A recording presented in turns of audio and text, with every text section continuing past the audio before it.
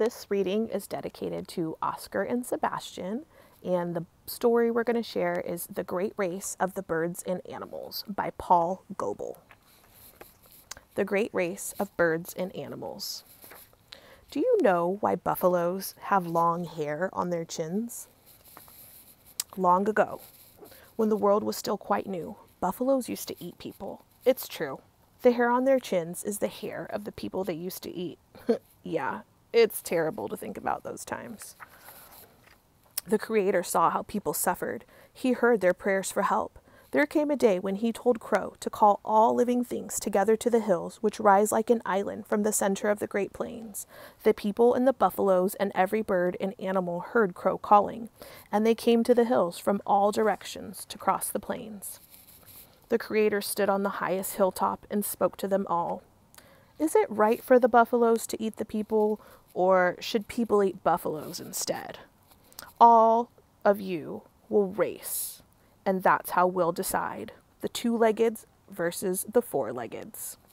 The great race will be around the hills. If the buffaloes win the race, they will still eat the people.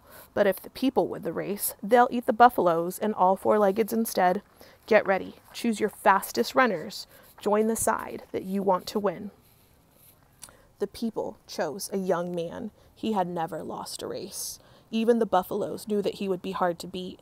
But they had a young cow to run for them. She was everyone's favorite, and they were sure that she would win. The animals joined with the buffaloes because they have 4 legs.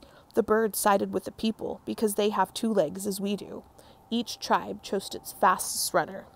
Suddenly, Wolf and Coyote raised their heads and howled. The runners sped away with a thunder of feet and a great wind of flying birds.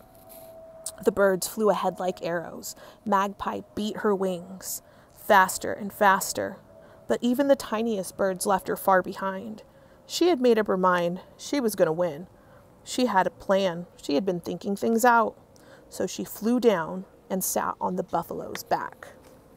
The day was hot. The birds were panting, and when they came to a stream, they stopped to drink. But they drank way too much water, and they fell asleep in the trees. The animals swam past them, except for Beaver. His legs were too short for a long race. He slipped into a pool and into the shade of the trees. Otter followed, and Muskrat too. Buffalo and the young man took the lead, and the larger animals were staying close behind. Magpie hadn't made a sound. Nobody even noticed that she was sitting on the buffalo's back. Jackrabbit was hopping along until he saw Coyote trotting up behind him. He was so scared that he fled out to the plains. He's still there, always wondering who's behind him. Nobody remembers how long they raced along the hills. It was several days. Tired runners started dropping out all along the way. Prairie Dog wasted his energy talking to the hawk. Rattlesnake ate Toad and then curled up to sleep. Mouse vanished down a hole when Bear almost stepped on her. Mole and Gopher tunneled underground, and they still think the race is going on. The young man fell further and further behind Buffalo. He had run his best. Nobody could say that he could have run better. Even Buffalo was almost exhausted, and her head hung low. Magpie was still clinging to the back, the thick woolly fur of Buffalo. But when Buffalo saw the finish line, she ran faster in a final effort. All the 4-legged animals watched from the hillsides and cheered her. They were quite sure that she was going to be the winner. Suddenly, Magpie flew from Buffalo's back, and everyone had forgotten about her. She was feeling good, and she wasn't tired at all. Magpie flew towards the sun, and then she swooped down, squawking, and crossed the finish line just ahead of the buffalo. A great shout of people and birds filled the air. Magpie, the slowest bird of them all, won the race for the 2-leggeds.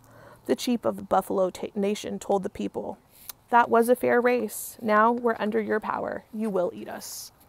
And then the Creator spoke to the people. "Use your power wisely. Look after all things that I have made, even the smallest of them.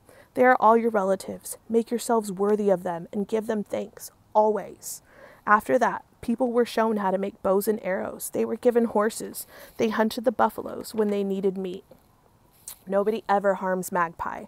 The people have always been grateful to the birds for taking their side in the great race. They honor them when they wear their beautiful feathers. We can all be a little bit like the birds. They leave the earth with wings, and we can all leave the world by letting our thoughts rise as high as the birds fly. Habu.